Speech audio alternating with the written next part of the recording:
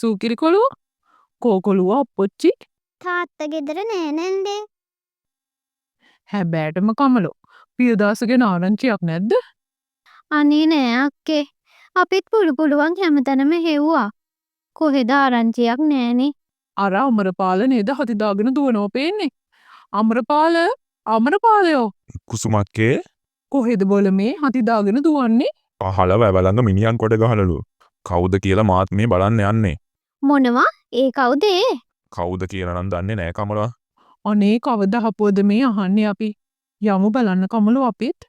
ඔන්න ඉතින් අමරපාලගේ කතාව අහපු කුසුමයි කමලයි හනිකට අමරපාලත් එක්ක වැව පැත්තට ගියා. වැවට වැටිලා මැරිලා හිටපු කෙනා දැකපු කමල නම් උන් හිටි තැනම ගල් ගැහුණා. ඒ හිටියේ වෙන කවුරුත් නෙමෙයි. කමලගේ මිනිස්සයා ප්‍රියදාස. ඉතින් මේ මලගෙදර වැඩ කටයුතු ටිකත් කමල ගමේ අයගේ උදව්වෙන් ඉවර කරා.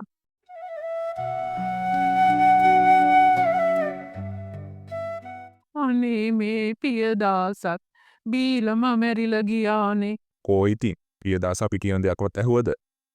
මං කොච්චරනම් කියලා ඇද්ද ඔය බීම නවත්තන්න කියලා. දැන් අපි ඔය මොනව කතා කරත් වැඩක් තියෙන එකක්ය. ඒක මාරය අරන් ගියපු එකේ කෝනැන්ද මේ කමලා?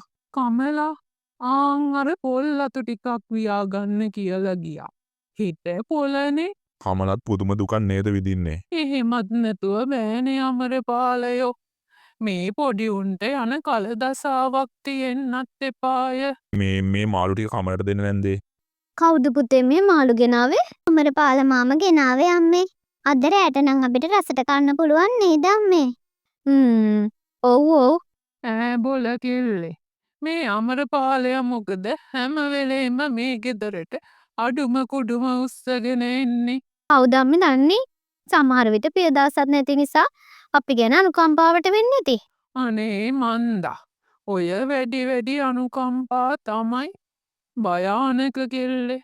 හෙට පොලට යනවද කමලෝ? යන්න ඕන අම්මේ. උදෙන් නැගිටින්නත් ඕනේ ගෙනියන දේවල් අකලා ඇස්ති කරගන්න. අනේ අම්මේ. හෙට එද්දි පැණි බුන්දි මල්ලක් අරගෙන එනවද? බලමුකෝ පුතේ. මොනවා ගේන්න සල්ලි තියෙන්න එපැයි. දැන් නම් හොඳටම බඩගිනි අම්මේ. ඉන්න පුතේ. මං චුට්ටක් එඟපත හොදන් එවිත් ඉක්මනට උයලා දෙන්න. ඉතින් පියදාස නැති වුණාට පස්සේ කමලගේ ගෙදර අගහිඟකම් හොයලා බලලා හැමදේම කරේ අමරපාල. ඉතින් මේ උදව් උපකාර ගැන කමලගේ අම්මා වැඩිමනාපයක් නොතිබුණත් කමල නම් හිටියේ හරිම සතුටින්. අමරපාල මේ කොහේ යන ගමන්ද? මම මේ සීලවතී නැන්දලාගේ දිහා යනවා කුසුමක්කේ. අරමකෝ නිතර හිගාටන්නේ. අර පොඩි එව්ව දෙන්න පවුනේ කුසුමක්කේ. අප්පත් නැති වෙලාවේ පිහිටට කවුරු හරි ඉන්න එපැයි. ඒක නෙවෙයි අමරපාල. ඔහුගේ මායියත් නැති එකේ පෙළවහක් කරගත්තොත් නරකද? එහෙම අදහසකුත් නැතුව නෙමේ කුසුමක්කේ. බලමුකෝ. හොඳා. ඔහොම යනකොට ඒකත් නොකරන එකක් නෑමයි හිතේ. මොනවයි ඔය මල්ලේ? මේ අර පොඩි උන්ට කන්න කඩචෝරු ටිකක් මාළු කූරිය දෙන්නකුත් ගත්ත මේ සීලවතී නැන්දට.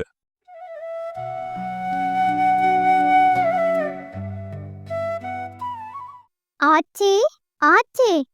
මොකද ළමයෝ මේ කෑ ගහන්නේ? අනේ අම්මකෝ ආච්චි. ඇයි ගේ ඇතුලේ නැද්ද? අනේ නෑනේ. මොකෝ ඒකි හොරු අරංගින්ද?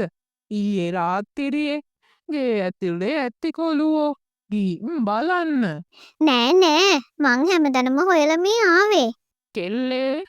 කෙල්ලේ කමලෝ කොහෙ ගිහින්ද මේකි? මොකද්ද පුතේ ඔය ඔතන තියෙන කඩදාහිය? දෙන්න බලන්න මෙහෙට. හත් දෙයියනේ. මේ මොන අපරාධයක්ද? ඇයි ආච්චි? මොකද්ද වෙලා තියෙන්නේ? කොළුවෝ ඔහෙලගේ අම්මා වෙන දීගෙක ගිහි. කමල නංගි. කුසුමෝ මොකද මේ පාන්දරම? කමල නංගිට පොලොස් මාළුවක් කන්නාසයිගේ හිටියා. මම මේ ඊයේ රැඩිංගක් හදලා අරගෙන ආවේ. ඒකි නෑ කුසුමෝ. ඇයි නැන්ද? කමල කොහෙ ගිහින්ද?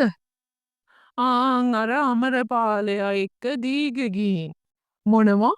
දෙවියනේ මේ පොඩි එව්ව දෙන්නත් දාලා උන් දෙන්න මගේ ඇස් පිය වෙනකම් මෙහෙ ඉඳි. ඊට පස්සේ උන්ට මොනෝ වෙයිද මන් දන්නෙත් නෑ. නැන්දත් ලෙඩ ගානේදී කොහොමද මේ ළමයි බලාගන්නේ? වැඩක් පළක් කරන්නත් බෑනේ නැන්දට. බෑ කියලා බෑනේ කුසුමෝ. මේ අහිංසක මූණු දිහා බලන් මාත් කොහොමද මග අරින්නේ? ඉතින් සූකිරිලගේ අම්මත් සූකිරිලව දාලා ගියාට පස්සේ සූකිරිගේ ආච්චි ගෙයක් ගානේ හිඟමනේ ගිහින් සූකිරිලට කන්න හොයලා දුන්නා. ඒත් එක දවසක් හදිසියෙම සූකිරිගේ ආච්චිගේ අසනීප වැඩි වෙලා ලෙඩ ඇඳට වැටෙනවා. සූකිරි මගේ පුතේ මෙහෙට එන්න. ඇයි ආච්චි මට කතා කරේ? මට දැන් නැගිට ගන්නත් බෑ. මං කොහොමද ඔය දෙන්නට කන්න දෙන්නේ? ආච්චි දුක් වෙන්න එපා ආච්චි. මට ලොකු ඉස්කෝලේ මහත්තයා එහි ගෙදර වැඩට එන්න කිව්වා. කෑමක් දෙන්නම් කිව්වා. මොනවා? මට කොච්චර අමාරු වුණත් මං මේ වෙනකන් ඔය දෙන්නව ගෙවල් ගානේ අවලනේ අනුන්ගේ ඉඳුල් පිඟන් හෝදන්න. නංගි ආච්චිව බලාගෙන ඉඳී. මට ලොකු වැඩක් නෑනේ ආච්චි. මං එන්නම් කියලා කිව්වා. ආච්චි දුක් නොවී ඉන්නකෝ. මට පුළුවන් ආච්චිවයි නංගිවයි බලාගන්න. එතකොට කොහොමද පුතේ ඔහෙලා ඉස්කෝලේ යන්නේ? ලොකු ඉස්කෝලේ මහත්තයා ගෙදරදී අකුරු කියලා දෙන්නම් කියලාත් කිව්වා. අනේ සූකිරි පුතේ. මගේ මේ කරුම ලෙඩේ හින්දා මට බැරි වුණානේ ඔය දෙන්නව බලාගන්න. ආච්චි අඬන්න එපා. මට ඉස්කෝලේ මහත්තයා පඩි දුන්නම මං ආච්චිට බෙහෙත් අරන් දෙන්නම්කෝ.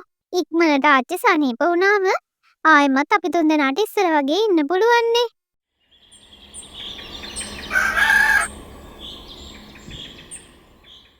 සූකිරි ආවද මගේ කොළුවෝ? ඔව් ආච්චි. මං ආච්චිට කන්න කෑම අරගෙන ආවා. අනේ මගේ පුතේ. ඔය ටූටි අත්තලට පුළුවන්ද මගේ කොළුවෝ ගෙදරක වැඩ කරන්න?